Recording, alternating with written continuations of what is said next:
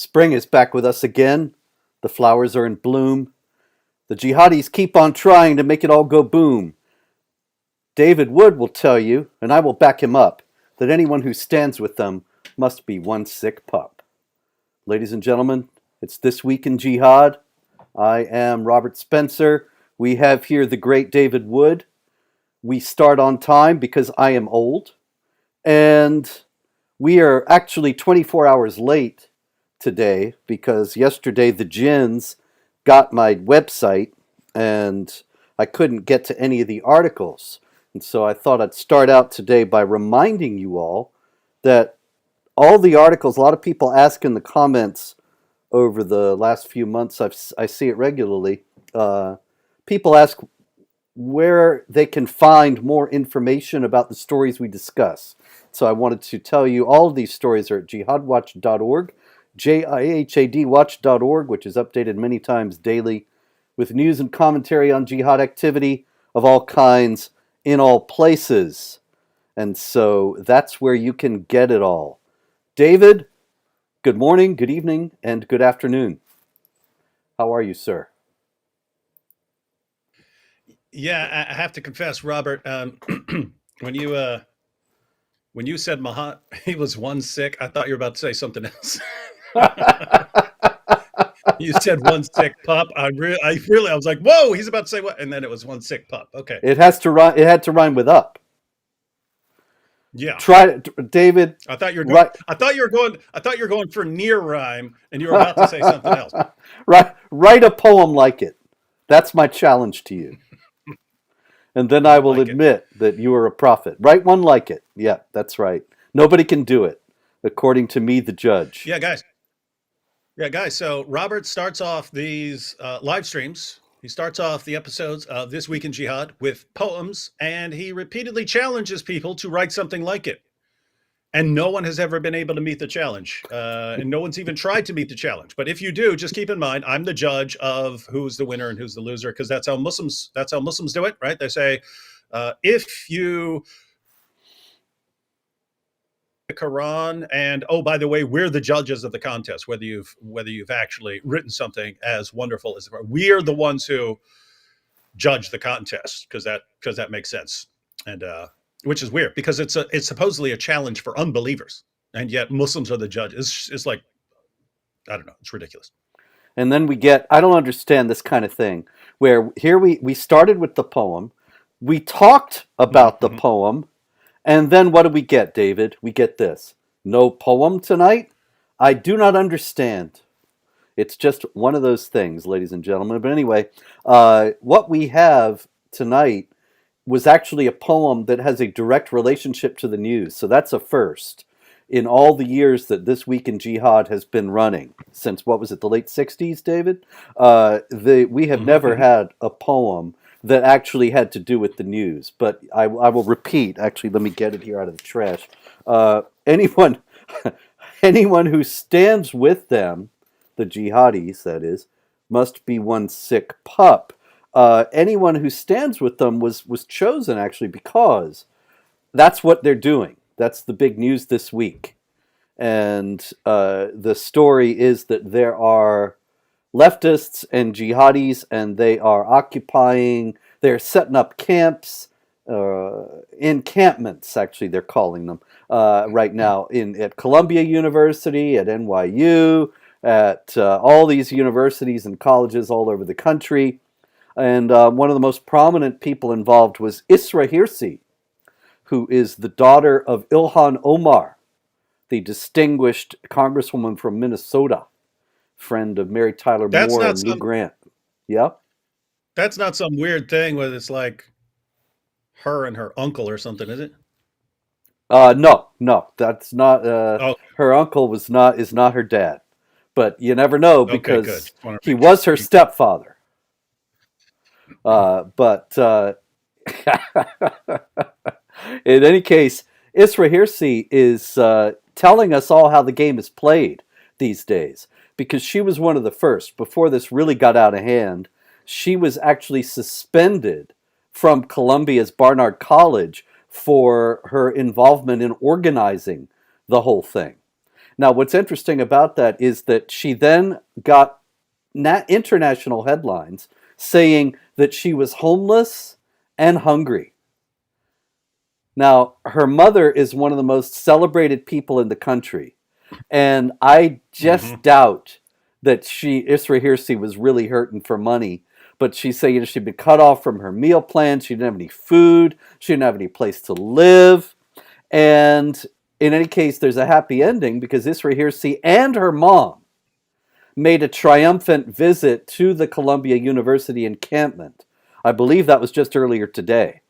Maybe yesterday, maybe earlier today. But in any case, what's interesting about that, David, is that while all that's going on, and Isra Hirsi played the victim and was readmitted to the campus after she was suspended, after she was arrested, and her mother, who's a congresswoman, member of the United States House of Representatives, was there with her to praise the Must be nice. rioters who are praising Hamas. Actually, they're saying, "We are Hamas," and so on.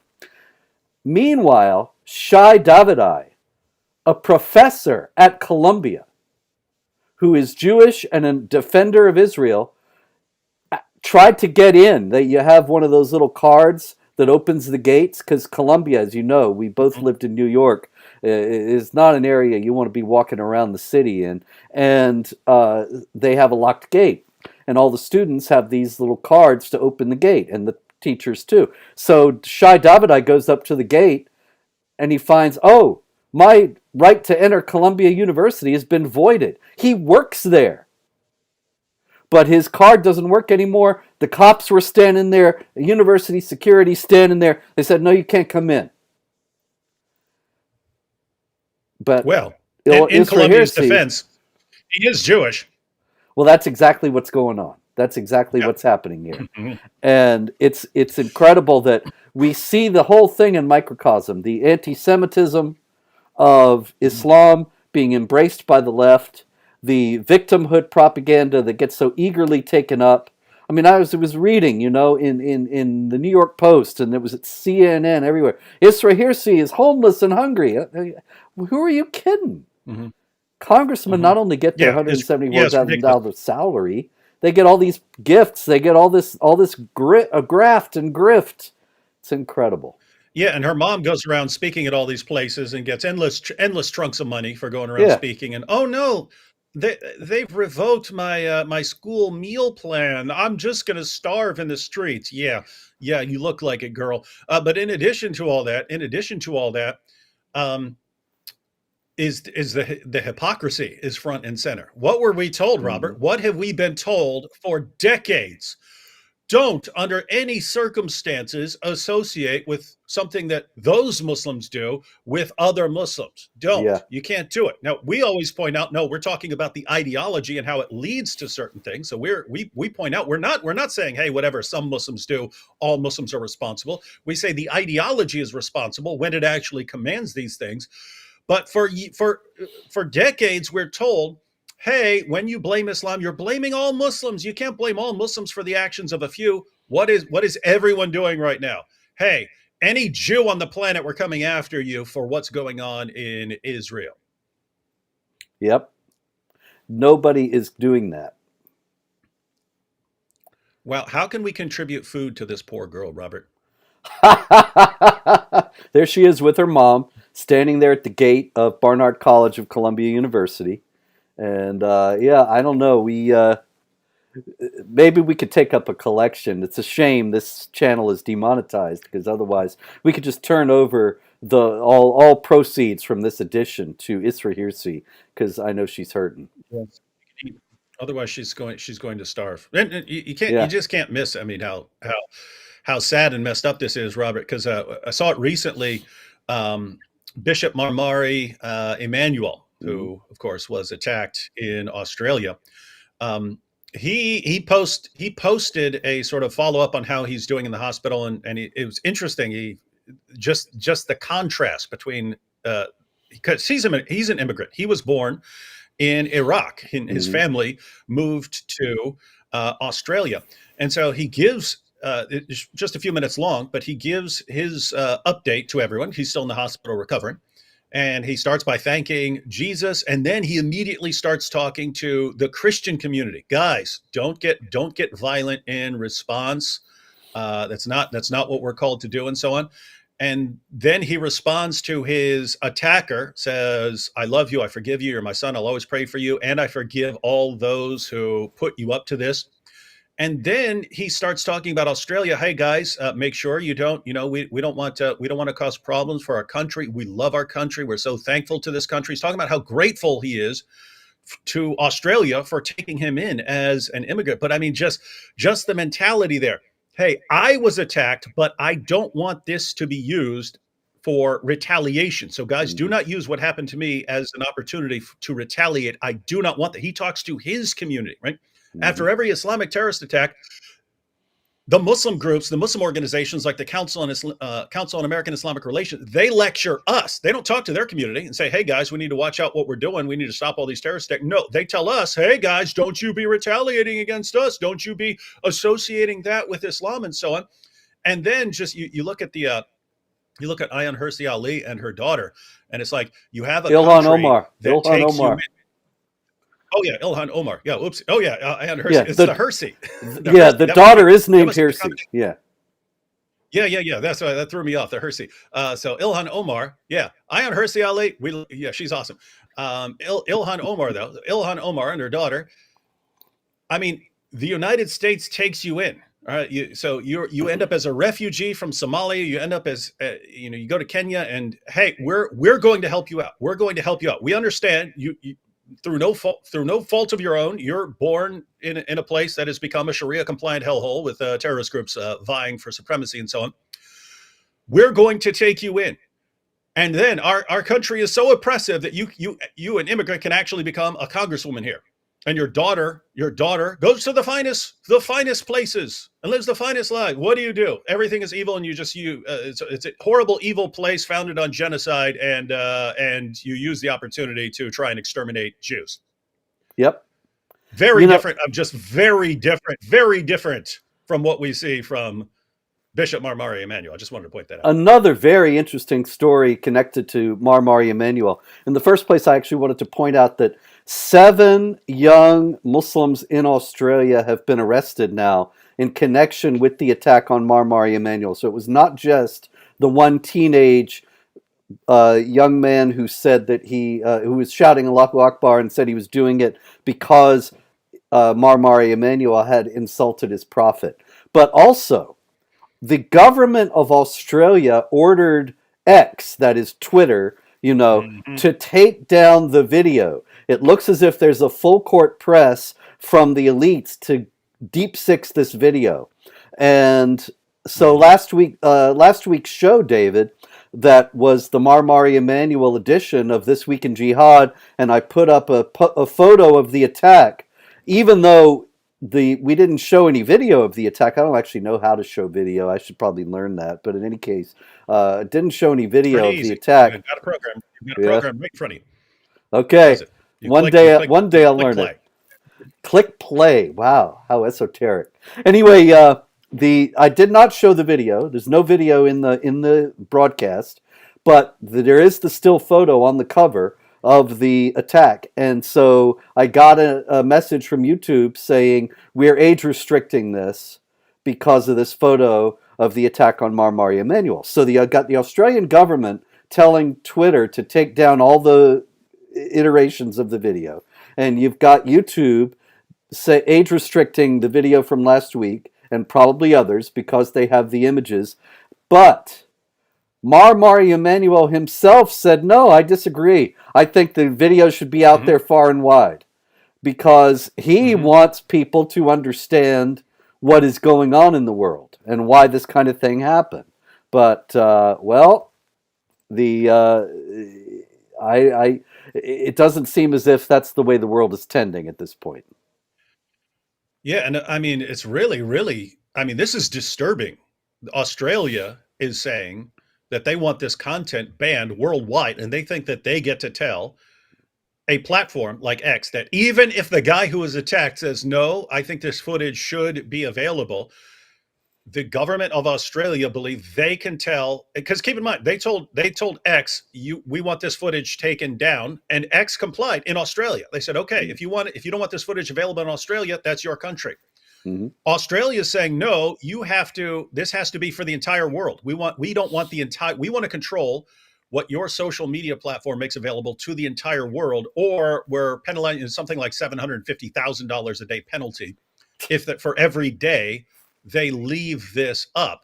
But I mean, think about what a horrifying precedent this sets. I've had tons of videos blocked in Pakistan. Guess what? I would point out when Pakistan blocked a video. I'm not going to complain on some legal basis. It's your country. If your country Mm-hmm. says, "All right, that sucks that you're that fragile," but it's your country. If you want to say, "Hey, we're the government. We're not making it available in our country," what can I do to stop it? Imagine a world where Pakistan gets to tell the entire world what they are and are not allowed to see. It's That's the coming. precedent that Australia is setting. That's the precedent that Australia is setting. We in Mm-hmm. our country can decide what the entire world is allowed to see on social media. Gosh, I hope they fail. I'm glad Bishop Marmari Emanuel sees what's going on and says, no, don't use this Mm-hmm. situation for that either. So Indeed. it's very interesting. He says to his community, hey guys, don't use this to go out and commit violence or to riot, but also don't use this to shut down freedom of speech. Yep.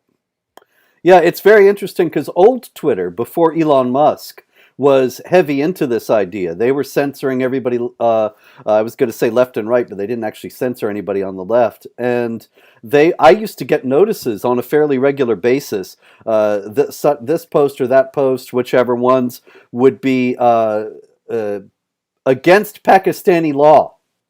And they would send me an email saying your post is in violation of Pakistani law. And I thought, and you think I care?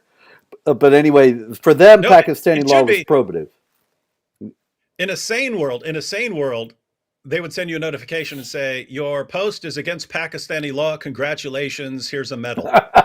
That's how it Yeah, should be. yeah, and they would Here's your be plaque. sending the guy, the Pakistani guy who, for over a year, was sending me death threats pretty much every day and making these videos and doing all this stuff. He's gone quiet. I don't know. Maybe he's on his way here now. But anyway, he should have gotten emails from Twitter saying you're in violation of American law. Respect the freedom of speech, buddy. But of course, that never happened. Mm-hmm. Anyway, lots of jihad, David. I think the main story, aside from the demonstrations all over on college campuses, which we can return to because there's much more to say about them. But in Egypt, Muslims in the Minya province, which is a heavily Christian area in Egypt, were attacking Christian homes, and this was after, excuse me, after the government allowed for the construction of a church. Now, why would Muslims be enraged over the construction of a church, David? Surely it's a religion of tolerance. No, that's some of the stuff you see in Sharia, like the Pact of Umar, who was apparently some later Umar or something. But you see the requirements that were put upon the Christians when they've accepted dhimmi status, and part of the agreement is you can't construct new churches. You can't repair old churches. If your roof is falling in, you can't even repair it.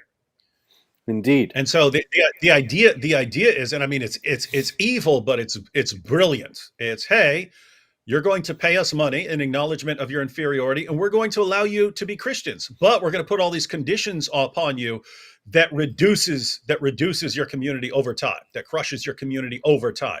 So you can't repair a church. So that's great. Have your church. The roof will eventually start caving in. You're not even allowed to fix it. So we're setting this up so that your community eventually dies out. And it worked. And, it worked. Egypt was 99% Christian when the Arabs invaded, and now it's 10% Christian. Where'd they all go? They're still there. They're just the Muslims are the descendants of the Christians who converted. And they did not convert because Islam was wonderful or they were convinced by Dawah boys. They converted because it was so crushingly difficult to live as dhimmis in an Islamic state. And all they had to do was convert to get out from under all that. yeah, and I asked, so Me and AP were getting tattoos at a Coptic tattoo shop and so on. But the Coptic Christians, they put tattoos on their kids, and I was hearing about Mm-hmm. that, and I was like, gosh, they're like, yeah, we put tattoos on like 2-year-olds and stuff like that. We put Christian tattoos all over, and I was like, what? That sounds so weird. Then a Coptic Christian, because I was mentioning this in some stream or something like that, and I was like, oh, gosh, that's weird. They tattoo even kids. And someone sent messages. They said back in the day there were so many kidnappings where you have a kid and the Muslims just go up and take your kid. And Mm-hmm. so we started putting Christian tattoos all over our kids for identification purposes, so we can say, no, that is most definitely not your kid. That is most definitely that Yep. kid is covered with cross tattoos. That was not your kid. Stop lying, as a defense against the kidnappings. Yep. Yep. There you go. And this is the history. People don't realize these kinds of things. They don't have any idea what it was like to live under the rule of the Islamic State, of any Islamic state. And so this was an extraordinary way to live, that the daily existence being so incredibly precarious that they had to resort to such a thing. David, I'm having more technical difficulties here. Oh, here it is back. I don't know what's happening, but I lost all the stories for the week and then they came back. I do not You're understand having this. technical difficulties. Everyone, I don't know if Robert has the links in the description box, but support this man on Patreon so he can upgrade his 15-year-old equipment here. Yeah, thank you. Uh, it's a strange thing, you know. Once again, I remind you, we are demonetized here. We have no super chats because YouTube thinks it's some terrible thing to oppose jihad. And I'm on the lists of the Southern Poverty Law Center and the ADL and all these groups that supposedly track hate, but what they really do is throw a lot of hate on people who don't toe the line and do what they want. And so if you can help us out with at Patreon at jihadwatch.org, that would be much appreciated. Anyway, some of them are coming back here, so let's go to. Uh, oh yeah, this is a good one. This one is one we actually talked about before, but the trial has happened now, and the lady pleaded guilty. This is Sitar Mazar Khan, and she lives in Kingwood, Texas, near Looks Houston. happy. And she just, This looks like she's a bundle of joy, you can tell. yes, she pleaded guilty to beating, choking, and burning her 14-year-old daughter last October. And she just pleaded guilty this past week. And it was because she saw her on social media and she was not wearing a hijab, the daughter. Mm. And then she burned the pita bread. And so she forced her daughter's arm onto the hot oven rack and causing it to be rather seriously burned. And so she just pleaded guilty. And you know what, David? She was sentenced to 100 hours of community service, and she has to donate $100 to the Houston Food Bank. And this is the best part. She has to stay away from drugs and alcohol and take an anger management course. Now, I submit to you, sir, that none of that has anything to do with what Sitar Mazar Khan did. Drugs and alcohol and anger management have nothing whatsoever to do with how she treated her daughter. What does? What do you think? Do you have any clue? Yeah, it's I mean, we can be somewhat glad that she didn't actually kill her daughter in an honor killing, because we know that sort of thing happens. But you have these situations where if a girl is behaving un-Islamically, they start putting her in the apostate category, and that's how they can justify honor killings from an Islamic perspective. You've got the four schools of Islamic jurisprudence. Three of the four say you kill a female apostate just as you would kill a male apostate. The other says no, you don't kill her. You definitely take some steps to make her return to Islam. So three of the four schools of Islamic jurisprudence say you kill a female apostate, and Muhammad also said that you should carry out Allah's punishments even on your own family members. So it becomes extraordinarily easy to justify killing even a family member for not following Islam properly. But yeah, so hey, my daughter is not wearing a hijab. I mean, keep in mind, what do you see in Iran? You punish people horribly. You punish people horribly for not wearing a hijab, not behaving Islamically. And guess what? You don't think you're doing something bad here. In your mind, you're doing something good. I'm helping her. I'm showing her that there are consequences for not being a good Muslim. And the response is what? Community service and drug and alcohol counseling. Yeah. Like she was Why? drunk. Because the courts are used to the idea that that's what's happening when parents are abusing their kids, probably drugs or alcohol or anger problem or something like that. Not that the parent has some ideology which is causing her to treat her child this way. Yep. And so it's just astonishing to me. I think that's kind of in microcosm what's wrong with the entire approach of the West to the problem of jihad. They keep forcing jihadis into preconceived categories that have nothing to do with jihad and everything to do with Western activity, Western behavior. So they have these guys that, for example, like the rape gangs. And nobody has dared in Britain, even though the rape gangs went and preyed on thousands of non-Muslim girls in Britain for years. They treated them all as separate rape cases, as if these guys were ordinary rapists like Western rapists. And never, ever did anybody even come close to saying, wait a minute, why does this keep happening? Is there an ideology behind this that's justifying this? Nobody got even close to that. Yeah, because one of the things that kept coming up in these cases of these grooming gangs was it would be a family affair. You'd look at the names on the list and you start looking into them. There'd be like 15 people involved in this case. And it's like a guy and his two brothers and his cousin and his dad and his uncle. It's like the entire family. So what is it that is normally if a guy's raping, he needs to keep that stuff quiet. You need to keep that stuff quiet. You keep it a secret. It's not, hey guys, come over for this big rape we're committing. I mean, if I were to call up my brother and say, hey, I got an 11-year-old girl over here, come on over here and let's all get together and rape her. There's going to be some questioning of whether I'm serious or not, or if I'm joking or something like that. But I mean, if my brother were to find out I'm serious, I'm getting clocked. I'm getting clocked if he thinks I'm serious about us getting together and raping an 11-year-old. There's going to be a bloody battle over that stuff. In the Islamic community in the UK, no. Oh, you got an 11-year-old girl? Everyone, come on, party over here. Tell everyone we got a party with this 11-year-old girl. But you're right, it never crosses anyone's mind. Let's look into the ideology and see what it is that is convincing all these guys that it's perfectly acceptable to treat non-Muslim little girls in this way. Not only does it not cross anyone's mind, when people are shouting from the rooftops, we can explain to you exactly why this is happening. We can show you from their sources exactly why this is happening. You're the evil one, which is weird because guess what? If it were if whoever's blocking the criticism, if it were their political rivals who were doing this, they would say, we need to look into their ideology. If it were their political rivals who are drugging and pimping and gang raping little girls, they would all say, we need to look into this. We need to really get to the bottom of this. Islam, not so much. Can't talk about it. Yep. It's just, it's not even close.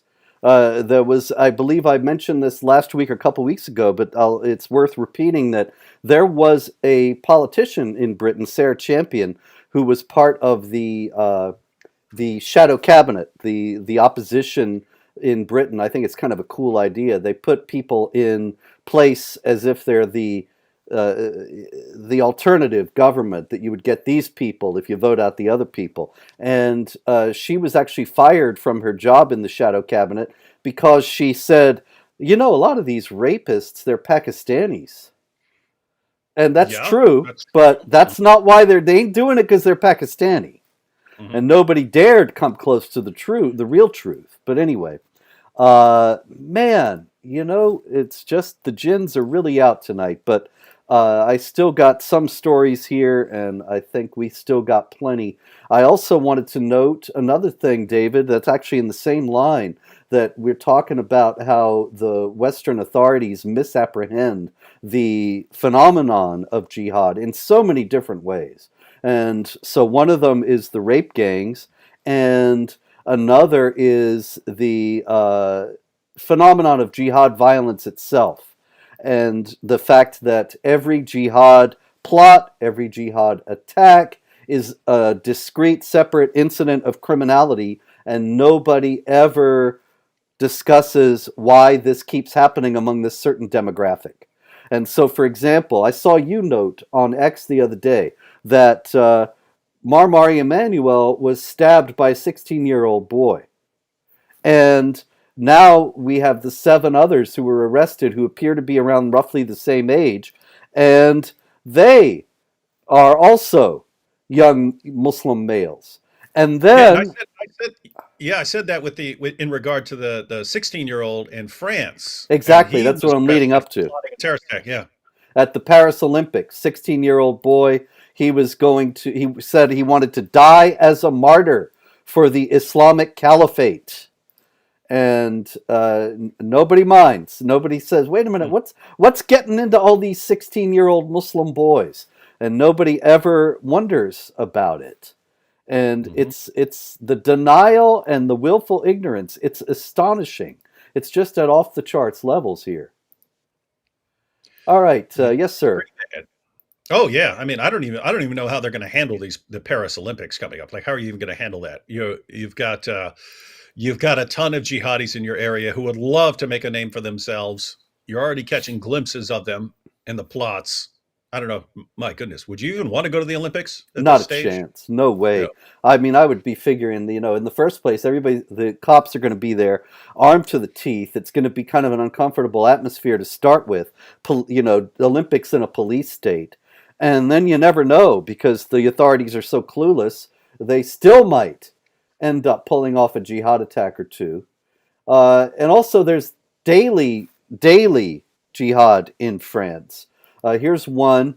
This is the cathedral in at Metz. Metz being a city in France. I don't know if they have a city called Yankees, but they have a city called Metz. And in Metz, at the cathedral, the these teenagers, they went in. They were having a concert in the cathedral of Bach. Bach concert, very, very exalted, highly refined spiritual music. And what do you think they did, David? They yelled something. What do you think it Uh, was? Peace, love, goodwill towards men, something along those lines. Yeah, that was exactly it. No, what they said, of course, was Allahu Akbar, which, of course, is no surprise to us. But what's interesting is that they caused a panic. And I think, Why? Bigots. yeah, exactly. Exactly.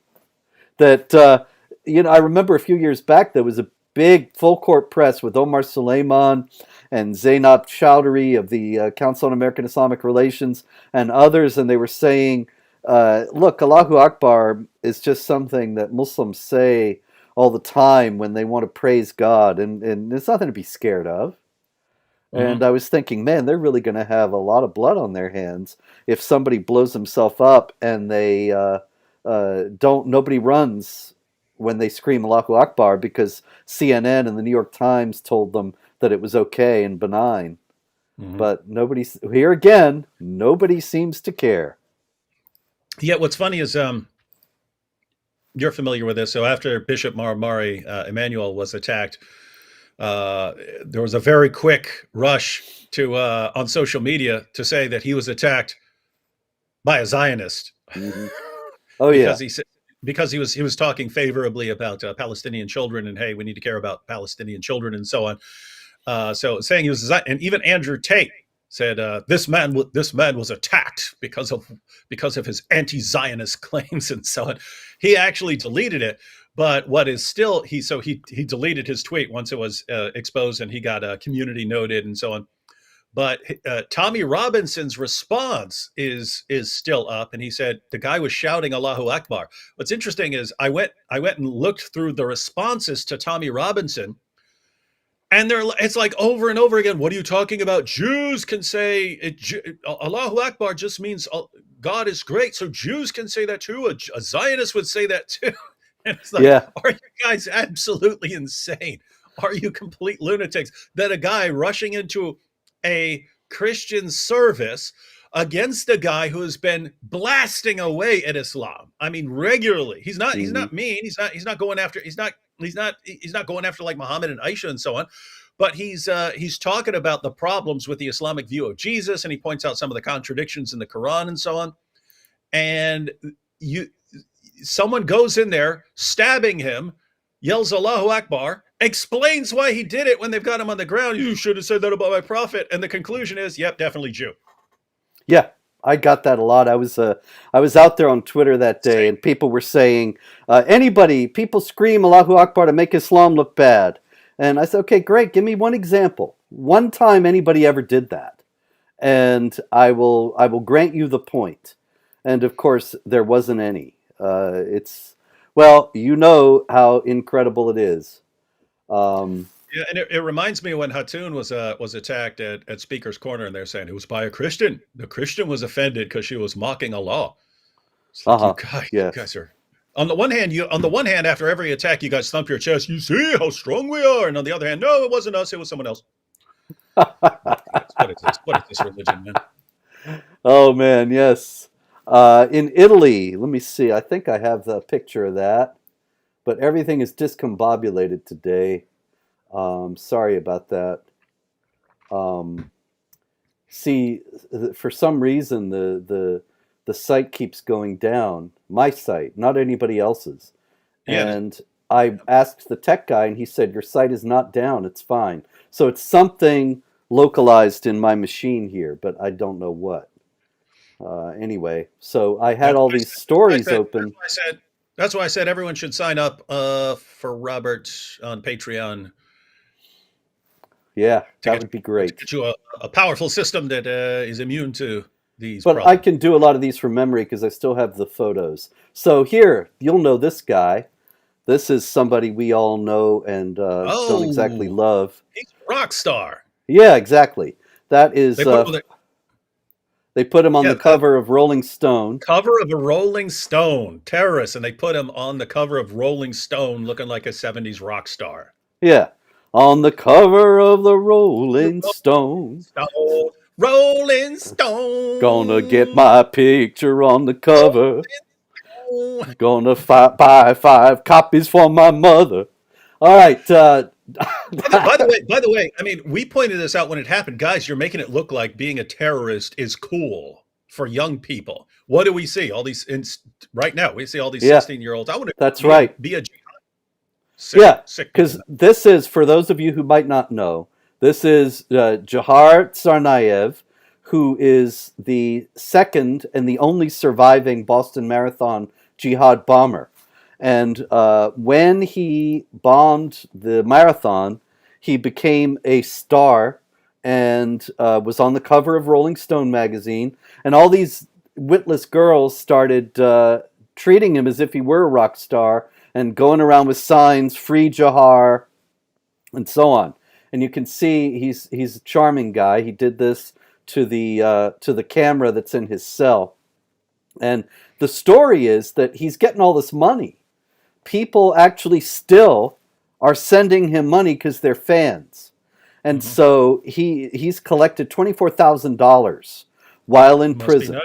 And he, not only that, but he owes $100 million to the families of the victims. And he hasn't paid them a thing. And they're trying now to take the 24 grand. And of course, his lawyers are fighting very hard to keep it. But really, why is this guy getting any money at all? It should immediately be confiscated and given to the victims' families. Yeah, I'd say so. So yeah, guys, in case you don't know, if you're wondering what money does, you could buy stuff in prison. You can buy stuff from the commissary. So you get your regular food trays, but you can also buy, a radio or a watch or something like that. I don't know what the rules are in his prison. You can also buy different food. So you want some ramen noodles or something like that, bag of chips, you can buy all that stuff. So people can send you money. And generally, it's a good idea if you know someone in prison to send that person money. If it's a terrorist, no, don't send them money. And if you are a terrorist and you owe tons of money because you killed people, yeah, your money should be confiscated. Yeah. So, Lala Sati, I got her picture here. This is a young Christian woman in Iran. And Lala Sati is 45 years old, and she actually went to Malaysia and requested asylum. And when she was in Malaysia and requested asylum, she converted to Christianity and was baptized in Malaysia, but did not work out her asylum request in Malaysia and returned to Iran, not altogether willingly, and is now in prison, was sentenced to prison on her return to Iran. And she was imprisoned, David, for acting against national security by connecting with Zionist Christian organizations. Now, what on earth does Zionism have to do, and why would the Islamic Republic bring it in to a case of a woman who left Iran, became a Christian, and then returned to Iran? Well, it's easy, and they can play sort of fast and loose with you come up with these general things, and oh, you're messing around with the church and converted you. You see, you're connecting with Zionism. That's a charge they have on the books. The other thing would have been to charge her with spreading mischief in the land or causing corruption by being a Christian. It's got to be one of those things. And that would be even worse, probably, because causing corruption in the land, of course, right in the Quran, what are the penalties for that? So execution, crucifixion, dismemberment, chopping off body parts, or depending on the translation, imprisonment or exile. So those are the punishments for causing corruption in the land. And I mean, what's bad is when you look at the commentaries on what qualifies as causing corruption or spreading mischief in the land. Even unbelief is listed by Ibn Kathir as something that's causing corruption in the land. So the disturbing part is this very general claim: hey, if you cause corruption in the land or if you make mischief in the land, then there are all these penalties. Well, you can accuse almost anyone of doing that at any time. So that's why it's dangerous. And governments like Iran, they take advantage of this. And hey, anyone we don't like, we can just say they're causing corruption or doing this or that. We expect that sort of thing from Iran. The disturbing thing is how screwed up various countries are when it comes to asylum. I mean, they let in people who want to completely destroy the country, and then you have actual ex-Muslim Christians or ex-Muslim atheists or so on, or critics of Islam, and they won't hesitate to send them back to a Muslim country where they're going to face imprisonment or death. Yeah, And well, that's happening now with Salwan Momika, right? In Sweden, he burned the Quran. He grew up in Iraq. He knows what damage the Quran can do. That's why he dislikes it. And they want to send him back to Iraq. And in Iraq, excuse me, he would be certainly killed. Maybe you caught the same virus as your computer there. Yeah, that must be it. Yeah. Yeah, but think about this, because, guys, I mean, the system is so screwed up for various countries. Here's the actual situation. This guy, if he were returned to his country, is going to be killed. He's going to be killed. There's no dispute. He's going to be killed if they send him back. They want to send him back anyway. Why? Because as they're going through the paperwork, is this guy going to be killed? They'd have to have a discussion of what Islam teaches about these things and why he's going to be killed. And they won't touch that. They won't touch that because that would make them Islamophobic. So they're actually sacrificing human beings on their altar of not offending Islam. Yep.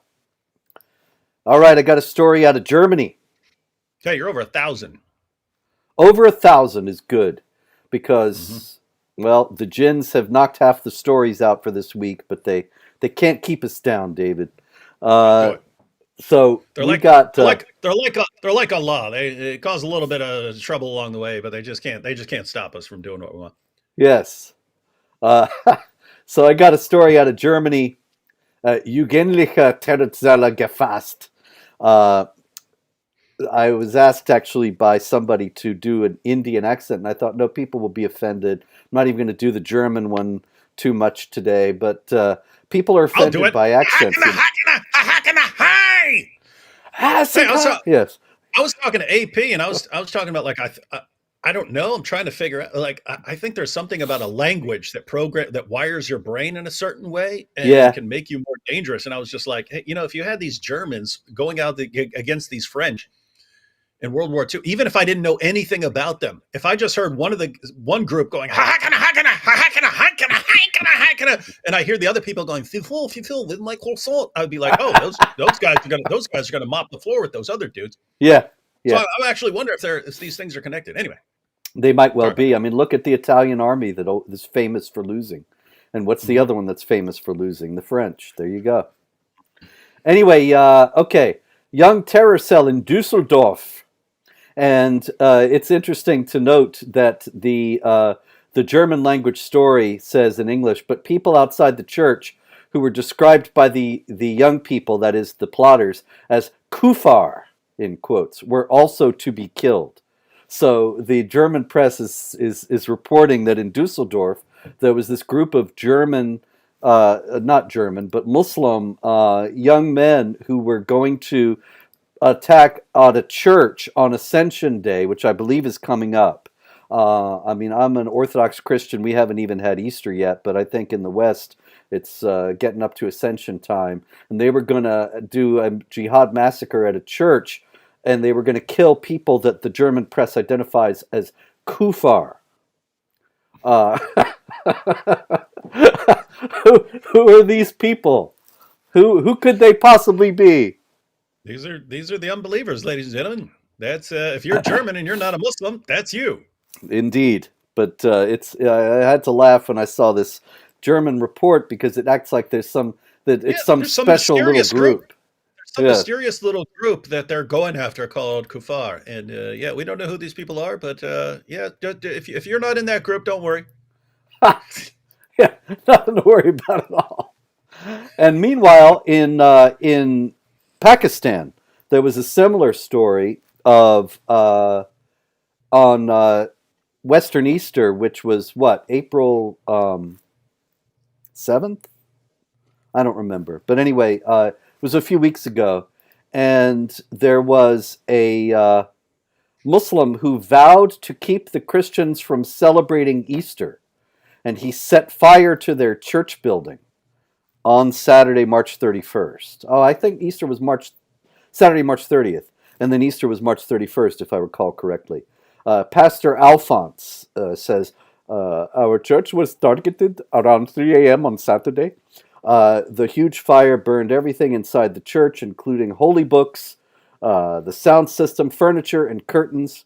We strongly suspect that it is a case of arson, but the police and administration are trying to hush up the matter by terming it an outcome of a short circuit in the electricity wiring.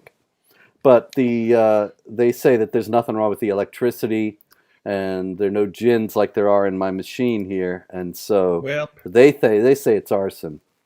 well, I've been in a lot of live streams, and this is officially the most racist.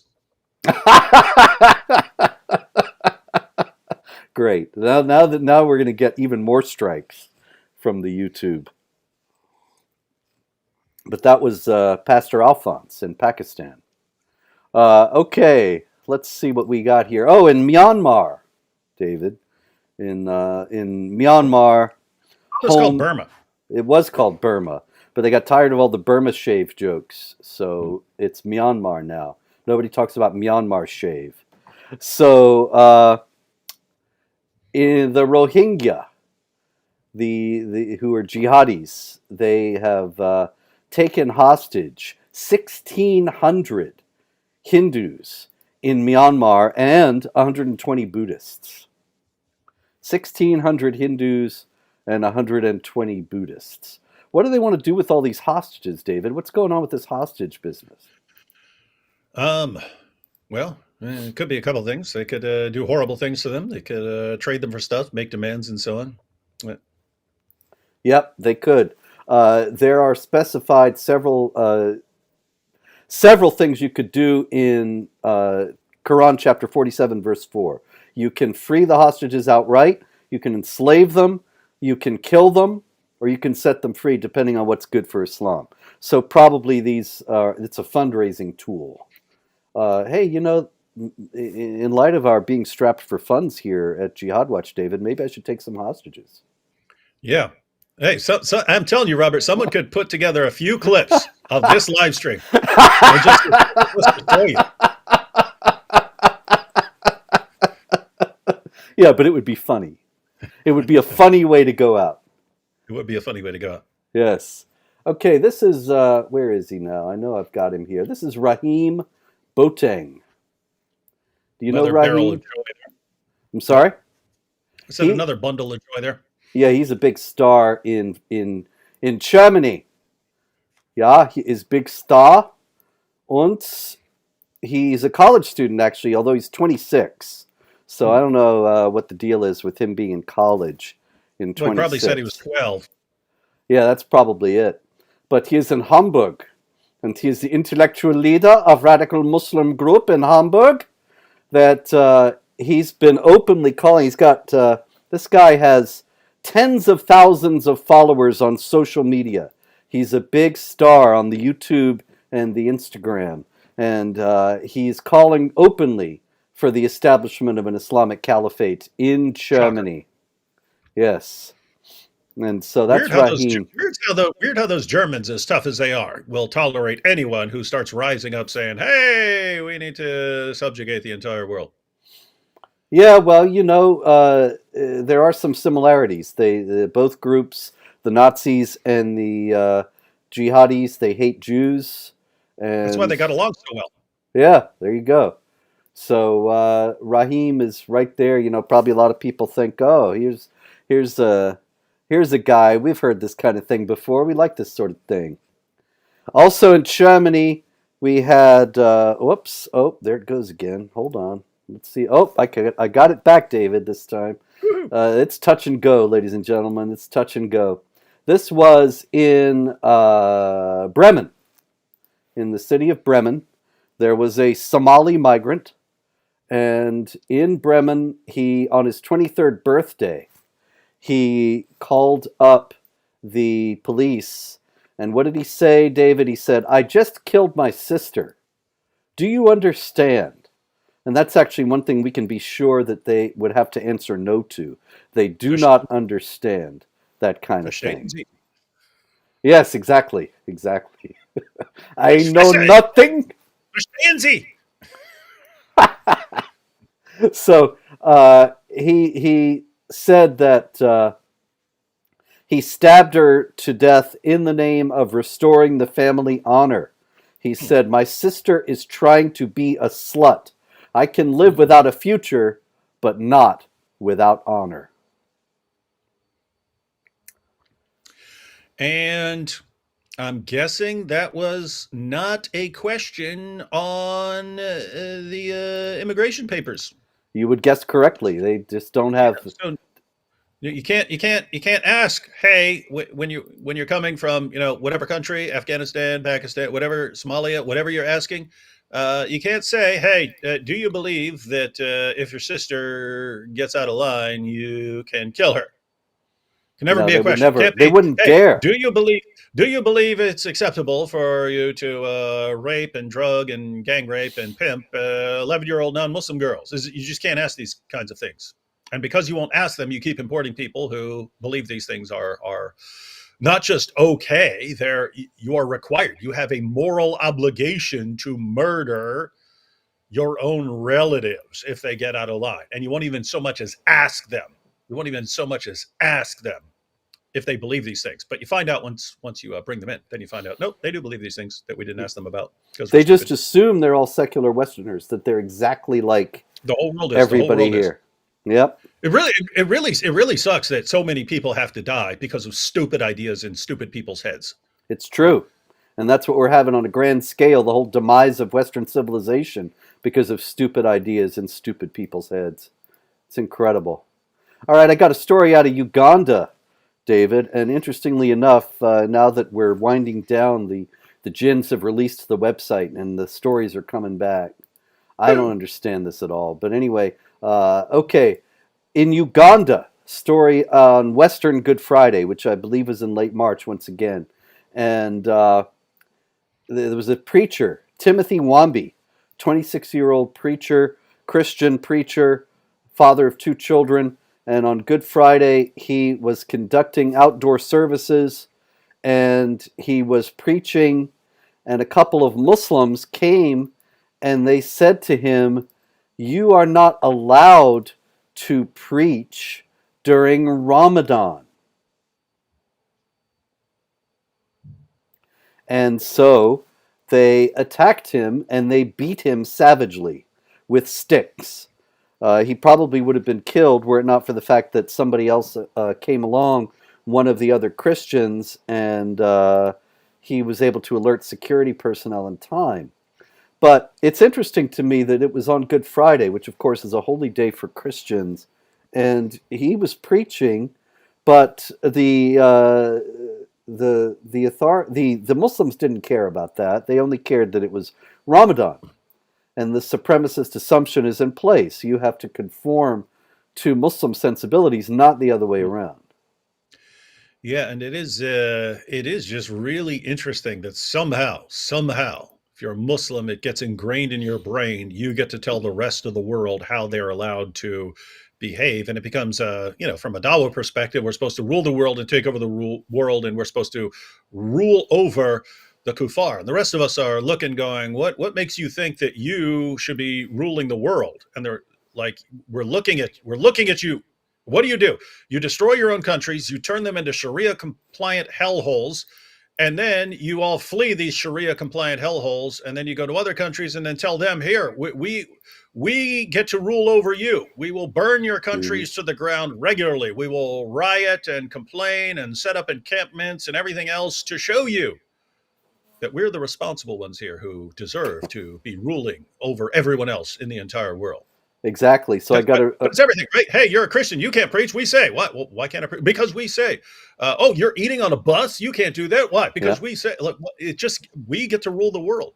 Somehow their religion convinces them that the people I would trust least on the planet to rule over me, these are the guys that should be in charge. And Allah's doing a bang up job and picking some winners.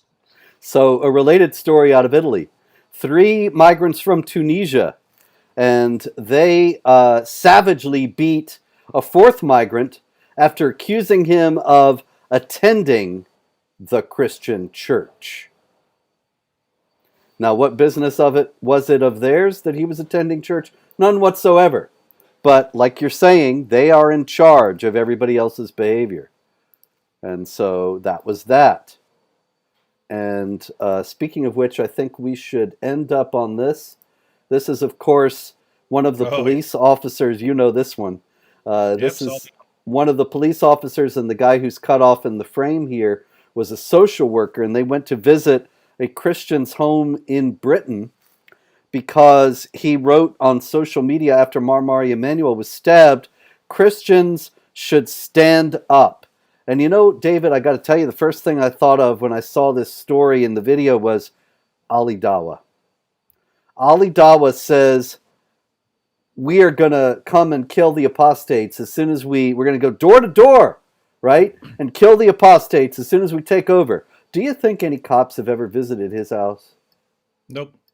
Yeah, me and AP did a live stream about this, showing the difference between how Muslims and non-Muslims are treated in the UK. Because there's that clip of a Jewish guy saying, "Hey, I'm just walking home from synagogue," and the police are saying, "You can't do that here. You can't walk through here. Your presence will be too enraging to these other people Mm-hmm. because you're openly Jewish," meaning he had a yarmulke on. Because you're openly Jewish, you can't come here. You have to go. You have to go out a different way. We're going to escort you out. And they tell him, we can either escort you out of here or we can arrest you. But under no circumstances are you, a guy who's openly Jewish, allowed on this public street in London. And so there's that. There's a video of of a British Christian woman who was praying Hmm. near an abortion clinic quietly. She wasn't protesting. She wasn't yelling. She's silently praying in her own mind. They arrested her. You have Tommy Robinson, who's repeatedly arrested for stuff we do all the time, Hmm. criticizing Islam and things like that, reporting the news, reporting stuff that goes on. And then, of course, you have this guy who, hey, why can't Christians stand up when, and he was talking about the Bishop Marmari Emmanuel attack. He's talking about something that happened in Australia. Why aren't Christians standing up? Police come to him. Meanwhile, you've got the Dawa guys talking about Ali Dawa. There's another clip of Ali Dawa saying he wants to be sitting there eating popcorn, watching apostates being executed. You have them making videos about being in polygamous marriages and taking secret second and third wives, not just secret from the government, but secret from their own wives. Huh. Because if your wife is going to be upset that you're marrying your Dawa buddy's child bride and stuff, I mean, daughter or something, 9-year-old daughter, uh, you don't want to have to deal with her being upset, so you just keep it a secret. You keep it all The a the secret. the whiteboard lady, What's that? the Oh whiteboard yeah, yeah, lady. yeah. That's a different one. But no, they have an entire No, an entire live stream. didn't Oh he yeah, do a live stream where he doesn't let the yeah. wife talk and she Yeah, he writes doesn't let on his the wife talk. whiteboard? He has to. Yeah, he's careful to brag though. That's her choice. She chooses to only communicate via whiteboard to show what a devout, obedient Muslima she is. But keep in mind, you've got all these guys saying all these things. They don't get a visit, but if you say, "Hey, we should oppose this," police show up at your door. Yep. Want to have a They sit want down with you. everybody to surrender and give up. And it's Uh, Robert. It's the same. It's the same thing. We could have predicted this when you got the Lee Rigby attack years ago. that's when And I was meanwhile, banned. they just keep bringing in all these jihad preachers calling for the subjugation of the UK. You go over there and you have to be blocked. You're the one who criticizes the jihad. You have to be blocked from even entering the entire country. Once they had that mentality, jihad, good. Anyone who criticizes jihad, bad. Sharia, good. Anyone who criticizes Sharia, bad. It's like, what do people think is going to be the result of this? And it's him. No, Hatun. She was surrounded. She was surrounded by Muslims screaming at her. Police showed up and arrested her. They pull her out of the middle of these guys and they arrest her to appease the mob. Well, guess what? The mob is growing. If your police are already hell bent on not offending them, even if they're gang raping little girls, you don't criticize them. You don't criticize them. If there's dozens of them surrounding a Christian woman, you target the Christian woman. If there's a Jew, you don't worry about the safety of the Jew. Worry about appeasing the mob who would be offended at the presence of the Jew. It's like, gosh, you guys are done, man. Stick a fork in you. Oh yeah. Oh yeah. I've been saying it for years. And I remember people would get really mad when I was saying in like 2002, Britain is finished. But the writing's been on the wall for a long time. I got nothing to retract. Anyway, nonetheless, it ain't over till it's over. And even when it's over, we will still keep on fighting for freedom. They might take over, but they're not going to have an easy time of maintaining power. There will be all kinds of people standing up at that time. I'm not talking about violence. I'm not talking about illegality. Well, illegality in an Islamic regime, but I'm just saying that they will never extinguish the human spirit. David, thank you. A lot more jihad, but we will leave it there. We can hope there won't be any next week. But if there is, we will likely be back. Until then, pray, hope, and don't worry.